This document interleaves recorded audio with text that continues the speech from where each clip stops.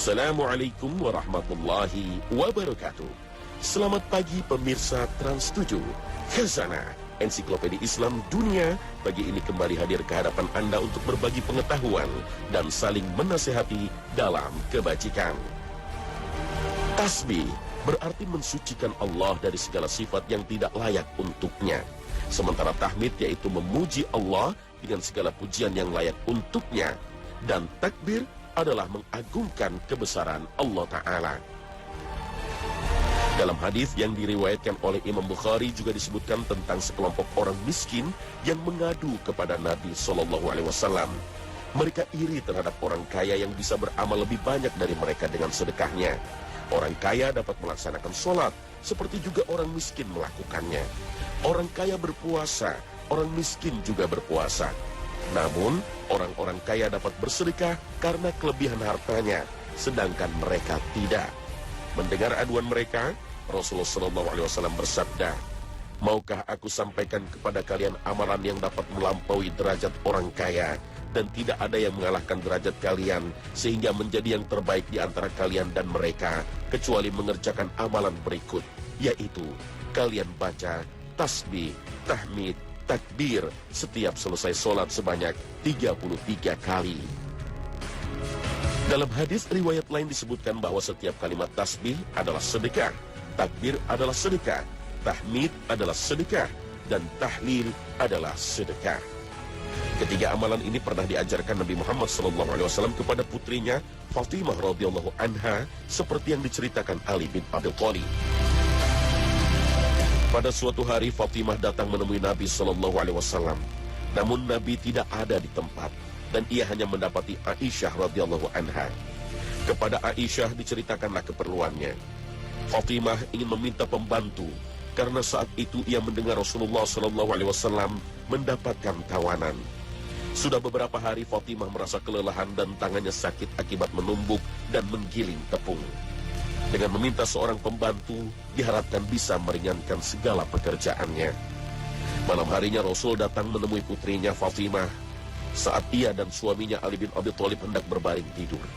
Rasul kemudian mengatakan kepada Fatimah dan Ali, "Maukah kalian berdua aku ajarkan perkara yang lebih baik dari yang kalian minta?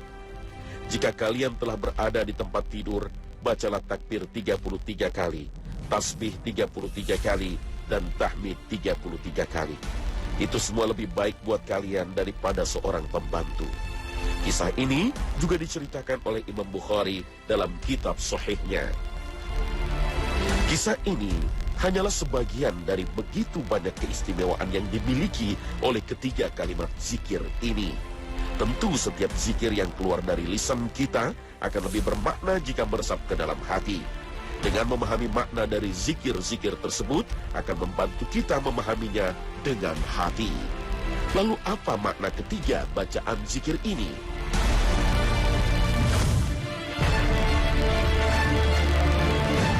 Ungkapan zikir Subhanallah yang berarti Maha Suci Allah merupakan salah satu kalimat yang sangat dicintai oleh Allah Subhanahu wa Ta'ala. Zikir ini disebut juga kalimat tasbih. Dalam bahasa Arab, tasbih bermakna menjauhkan. Maksudnya dalam zikir adalah ungkapan yang bermakna menjauhkan Allah dari segala kekurangan, serta mensucikannya dari sifat-sifat yang tidak layak. Konsekuensinya, kita harus menisbatkan segala sifat kesempurnaan kepada Allah Ta'ala. Makna ini juga selaras dengan penjelasan dari sahabat Nabi Ibnu Abbas. Dalam menentukan apa saja sifat yang layak dan tidak layak bagi Allah, tentu kembali kepada penjelasan Al-Quran dan hadis sendiri. Karena tanpa kedua panduan tersebut, bisa jadi kita akan semakin jauh dari apa yang dimaksud dan diinginkan oleh Allah. Di antara contoh kekurangan atau sifat yang tidak layak ada pada Allah adalah mengantuk, tidur, dan mati. Karena itu di dalam ayat kursi disebutkan Allah Maha Hidup, tidak mengantuk dan tidak tidur. Allah Subhanahu wa Ta'ala berfirman, "Allah tidak ada yang berhak disembah selain Dia, yang Maha Hidup, yang terus-menerus mengurus makhluknya, tidak mengantuk dan tidak tidur."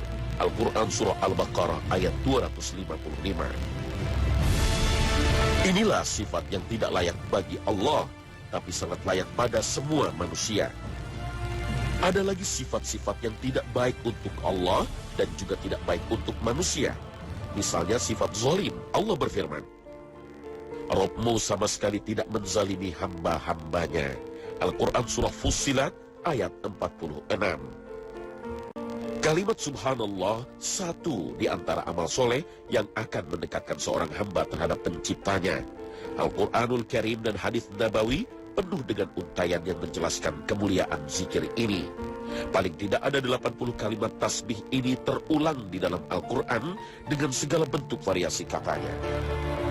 Paling tidak ada 80 kali kalimat tasbih ini terulang di dalam Al-Quran dengan segala bentuk variasi katanya.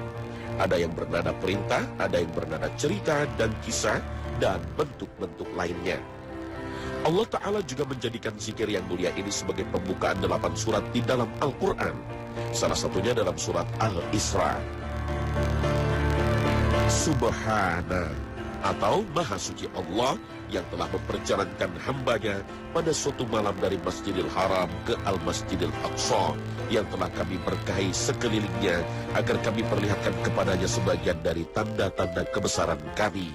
Sesungguhnya Dia adalah Maha mendengar lagi Maha mengetahui. Al-Quran Surah Al-Isra ayat 1. Allah memulai kisah sebuah peristiwa besar dengan ungkapan tasbih subhana. Karena sebuah peristiwa besar di luar nalar serta imajinasi manusia tentulah akan menimbulkan pro kontra di tengah masyarakat. Dan jelas, orang-orang kafir yang tidak suka dengan Nabi SAW akan menjadikannya sebagai objek cemoohan. Untuk itulah Allah ikrarkan kesuciannya dari segala tuduhan kaum yang ingkar tersebut. Dan Allah Ta'ala juga mengajak kaum mukminin untuk melakukan hal serupa. Selain itu, sebagian ulama juga mengatakan bahwa ungkapan tasbih dalam Al-Quran, jika melihat pada subjek yang berzikir, ada 30 kali. 6 kali oleh para malaikat, 9 kali oleh baginda Nabi Muhammad SAW, 4 kali oleh para nabi yang lain, 3 kali oleh binatang dan tumbuhan, 3 kali oleh orang-orang mukmin, dan 6 kali oleh seluruh makhluk. Misalnya, tasbih para malaikat yang Allah ceritakan dalam surat Ghafir ayat 7.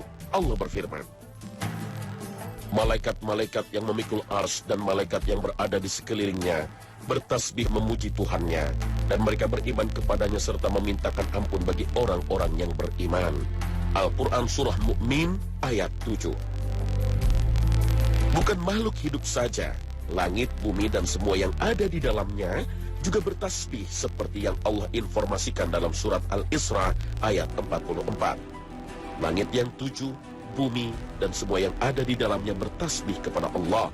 Akan tetapi panca indera manusia tidak bisa menangkap bagaimana mereka bertasbih.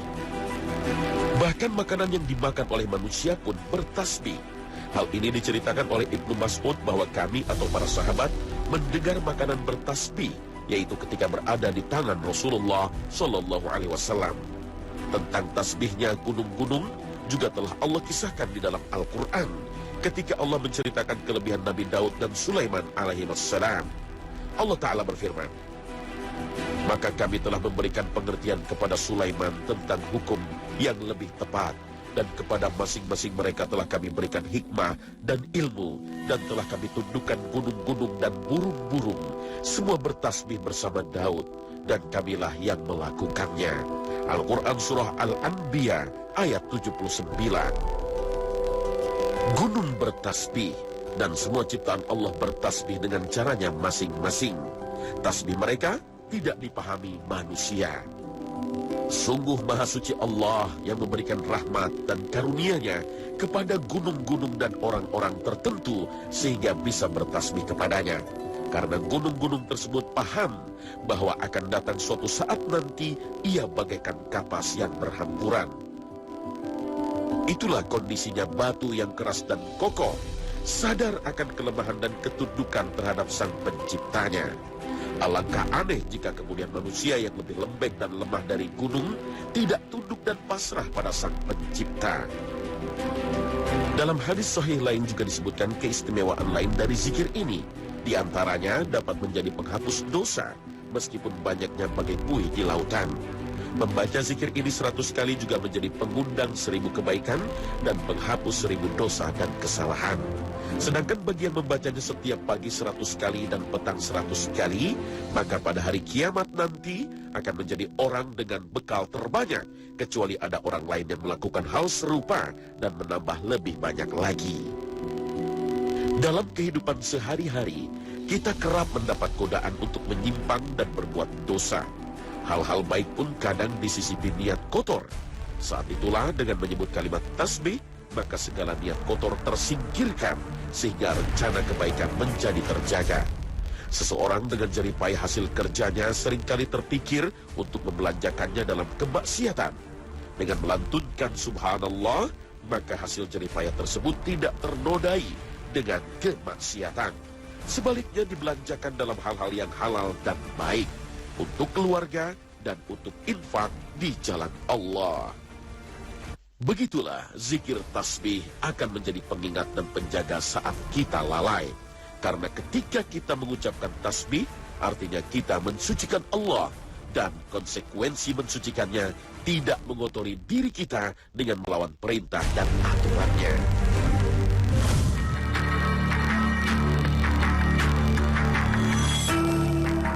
Zikir tahmid adalah membaca Alhamdulillah. Secara bahasa, tahmid berarti memuji. Sedangkan dalam zikir maksudnya adalah memuji Allah Ta'ala dengan menyebutkan sifat-sifatnya yang agung dan nikmat-nikmatnya yang tak terhingga. Pujian ini harus diiringi kecintaan, pengagungan, dan penghormatan.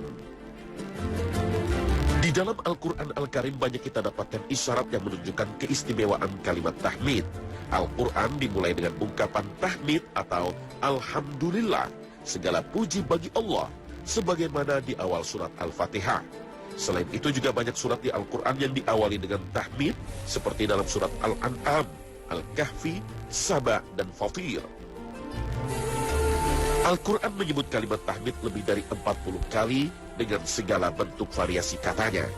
Misalnya di surat Al-A'raf, di situ Allah menjelaskan bahwa di antara motivasi pendorong kita untuk bertahmid memujinya adalah karena dialah yang telah memberikan hidayah kepada tauhid. Dialah yang maha hidup, tidak ada yang berhak disembah selain Dia, maka sembahlah Dia dengan tulus ikhlas beragama kepadanya. Segala puji bagi Allah, Rabb seluruh alam. Al-Quran Surah Al-Mu'min ayat 65. Al-Quran juga menyebutkan pujian kepada Allah karena mengaruniakan keturunan dan nikmat terbesar karena Allah memasukkan orang-orang beriman ke dalam surganya. Hal ini dipertegas oleh sabda Rasulullah SAW bahwa tahmid merupakan doa yang paling afdol. Zikir yang paling afdol adalah La ilaha illallah dan doa yang paling afdol adalah Alhamdulillah. Hadis riwayat Tirmizi. Kalimat Alhamdulillah disebut sebagai doa, bahkan doa yang paling istimewa. Padahal tahmid merupakan pujian kepada Allah, sedangkan doa adalah permohonan.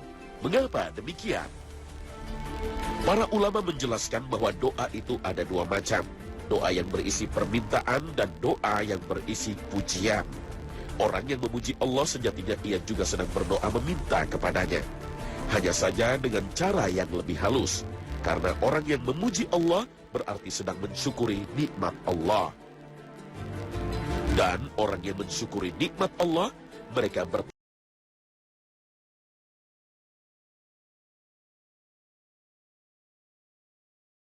akan memenuhi timbangan. Sedangkan subhanallah dan alhamdulillah akan memenuhi jarak antara langit dan bumi. Salat adalah cahaya, sedekah merupakan bukti keimanan, sabar adalah cahaya. Al-Quran bisa jadi akan membantumu kelak atau memberatkanmu. Hadis riwayat Muslim. Setiap muslim dianjurkan untuk senantiasa memuji Allah kapanpun juga. Sebab di seluruh waktunya pasti ia berada dalam curahan nikmat Allah Ta'ala. Dari bangun tidur sampai tidur lagi, tak sedetik pun nikmat Allah hilang dari jiwa dan raga kita. Namun ada beberapa kondisi yang mendapat penekanan khusus agar seorang hamba mengucapkan kalimat tahmid pada saat itu. Misalnya setelah selesai makan dan minum, kita mengucapkan tahmid Alhamdulillah, karena Allah memberi kita rezeki berupa makanan dan minuman yang halal yang menguatkan tubuh kita untuk beribadah. Kita hanya perlu memasukkan makanan ke dalam mulut kita. Setelah itu dengan otomatis makanan itu diproses di luar kesadaran kita. Kondisi lainnya adalah ketika bangun tidur. Juga ada anjuran khusus dari Rasulullah untuk mengucapkan tahmid Alhamdulillah. Tergeraknya hati untuk mengucapkan tahmid pada hakikatnya juga merupakan nikmat tersendiri. Dan nikmat ini lebih besar dari nikmat penyebab tahmid tersebut. Dan nikmat tersebut menuntun kita agar kembali mengucapkan tahmid. Dengan demikian ucapan tahmid dari seorang muslim bagaikan lingkaran yang tidak pernah ada ujungnya. Rasulullah Shallallahu Alaihi Wasallam bersabda, bila Allah memberikan nikmat kepada hambanya, kemudian dia mengucapkan Alhamdulillah, maka sesungguhnya pujian yang ia ucapkan itu lebih utama daripada nikmat yang ia dapatkan. Hadis riwayat Ibnu Majah. Jadi, saat kita bisa beribadah kepada Allah Ta'ala dalam bentuk apapun, baik itu sholat, puasa, zikir, dan yang semisalnya, sebenarnya itu semata-mata karena karunia dari Allah Ta'ala. Maka syukurilah karunia tersebut. Jangan sampai setelah beribadah malah timbul kesombongan di dalam hati. Berasa sudah super, berasa sudah soleh, sudah jadi orang baik. Sebab ketaatan yang kita lakukan bukanlah bersumber dari kekuatan pribadi kita, namun hanya berkat taufik dan hidayah dari Allah Ta'ala. Oleh sebab itu, kembalikan semua bentuk pujian dan sanjungan kepadanya, karena dialah satu-satunya pemilik segala pujian dan sanjungan.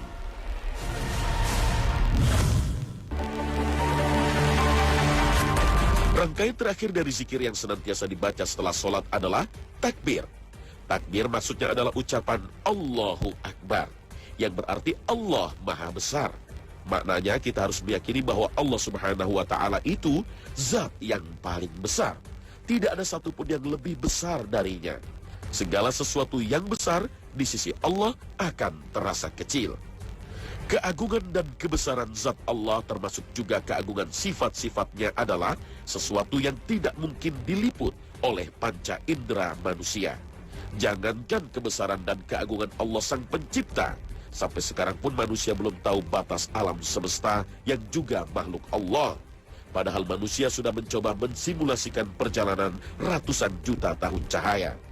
Alam semesta yang luas akan tidak terbatas tersebut tidak ada apa-apanya dibanding ars dan kursi Allah Ta'ala. Rasulullah SAW menjelaskan, tidaklah langit yang 7 dibanding kursi, kecuali hanya seperti cincin yang diletakkan di padang pasir. Dan besarnya ars dibandingkan dengan kursi, seperti lebih besarnya suatu padang pasir dibanding sebuah cincin. Hadis riwayat Ibnu Abi Syaibah.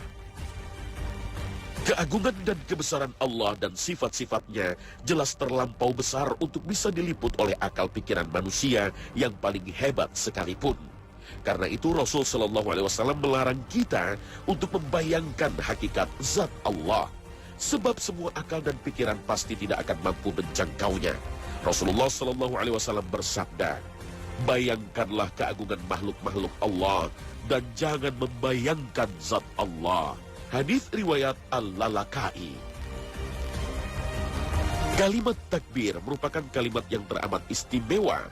Sangat banyak dalil dari Al-Quran maupun Sunnah Nabi Shallallahu Alaihi Wasallam yang memotivasi kita untuk mengucapkan kalimat ini. Bahkan hampir setiap ibadah selalu diiringi takbir. Dalam sholat kita bertakbir.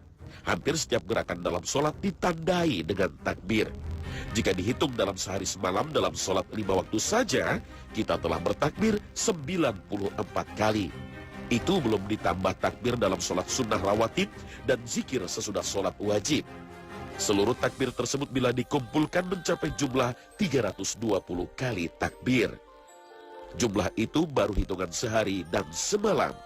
Inilah salah satu contoh keistimewaan takbir. Setelah 1 bulan berpuasa, kita juga bertakbir. Dalam ibadah haji, kita bertakbir. Serta di hari raya Idul Adha, kita juga bertakbir. Bahkan, kita dianjurkan untuk memperbanyak takbir. Daging dan darah hewan kurban itu tidak sampai kepada Allah. Yang sampai kepadanya hanyalah niat ikhlas kalian. Begitulah Allah tundukkan hewan kurban itu kepada kalian agar kalian selalu mengagungkan Allah, bertakbir atas petunjuk yang Dia berikan kepadamu, dan sampaikanlah kabar gembira kepada orang-orang yang berbuat baik. Al-Quran Surah Al-Hajj ayat 37. Bukan itu saja, di jalan pun kita diperintahkan untuk bertakbir, terutama ketika jalan menanjak. Ibnu Umar sebagaimana yang diriwayatkan oleh Abu Daud menuturkan bahwa Nabi SAW dan pasukannya apabila melewati jalan menanjak, mereka mengucapkan takbir, dan bila menurun, mereka bertasbih. Para ulama menjelaskan hikmah di balik pengucapan kalimat takbir saat jalan menanjak dan kalimat tasbih saat jalan menurun. Kata mereka, kita bertakbir saat menanjak melewati jalan yang tinggi sebab kondisi itu selaras dengan pengagungan Allah yang maha tinggi. Sebaliknya, kita mengucapkan tasbih saat menuruni jalan yang rendah karena hal itu selaras dengan pensucian Allah dari sifat-sifat yang rendah dan jelek. Demikian pula dalam sholat. Saat kita mengangkat tangan ketika takbiratul ihram, juga saat bangkit dari sujud, kita mengucapkan takbir. Karena gerakan-gerakan tersebut mengarah kepada sesuatu yang tinggi. Sebaliknya ketika kita sedang rukuk dan sujud, merendahkan anggota tubuh kita, kita mengucapkan tasbih. Sebab kalimat ini mengandung pensucian Allah dari sifat-sifat buruk yang rendah. Jadi dalam keseharian seorang mukmin penuh dengan takbir. Apapun yang dilakukannya selalu terinspirasi akan kebesaran Allah. Sadar akan kebesaran Allah, maka apapun yang diperoleh dalam kehidupan dunia berupa harta, jabatan, kehormatan, tidak menjadikannya sombong. Karena itu semua tidak ada apa-apanya dibandingkan dengan kebesaran Allah. Apalagi semua itu juga diperoleh dengan karunia Allah. Hilanglah segala bentuk kesombongan dan lenyaplah segala jenis keangkuhan. Jadilah bagian dari Hijabhan 2000. Terima kasih atas perhatian Anda dan wassalamualaikum warahmatullahi